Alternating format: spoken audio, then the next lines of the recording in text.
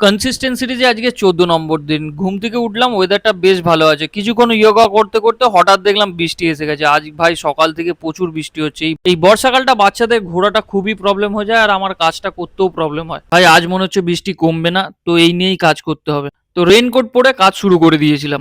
গরমের সময় কাজ করতে কষ্ট হয় ঠিক কথা, কিন্তু কাজটা করা যায়। বৃষ্টির সময় সেটা অনেক রকম প্রবলেমে দাঁড়ায়। গাড়িটাও ভিজে ভিজে অবস্থা খারাপ হয়, আর টাকা পার্সেল সবকিছুই ভিজে যায়। কাজ শেষ করে ঘরে চলে এসেছিলাম, রেনকোট পরে লাভ হয়নি, পুরো ভিজে গেছি, হাত পায়ের অবস্থা পুরো খারাপ। দুপুরে খাবার খেয়ে একটু রেস্ট নিয়ে নিয়েছিলাম, তারপরে আমি জিমে বেরিয়ে গেছিলাম। জিমে গিয়ে গল্প করতে করতে একটু রেডি হয়ে স্ট্রেচিং শুরু করে দিয়েছিলাম। আজকের দিনটা আমি স্ট্রেচিং, কার্ডিও আর অ্যাবসে ওয়ার্কআউট করব, কারণ আমার শোল্ডারের পেন এখনো কমছে না। একটু রেস্টের দরকার আছে, তাই শোল্ডারের কিছু মোবিলিটি এক্সারসাইজ করে আমি অ্যাবসের ওয়ার্কআউট করেছিলাম, কারণ আমার অ্যাবস ঠিক করে আমি ট্রেন করতে পারি না, সময় হয় না আমার। কিছুক্ষণ অ্যাবসের ওয়ার্কআউট করে অবস্থা আমার খারাপ হয়ে গেছে ভাই, তারপরে আমি কার্ডিও শুরু করেছিলাম।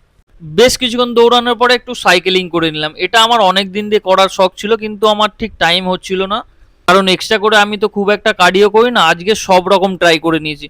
লাস্টে একটু অ্যাপসের কন্ডিশন দেখে নিলাম, খুব একটা খারাপ লাগছে না, তবে আর একটু ইমপ্রুভ করতে হবে। অ্যাপসের কন্ডিশন দেখে আমি বাড়ি চলে এলাম। রাতের ডিনার কমপ্লিট করে আজকের দিনটা আমি এখানেই শেষ করছি। দেখা হচ্ছে 15 নম্বর ডেতে। Tata, good night.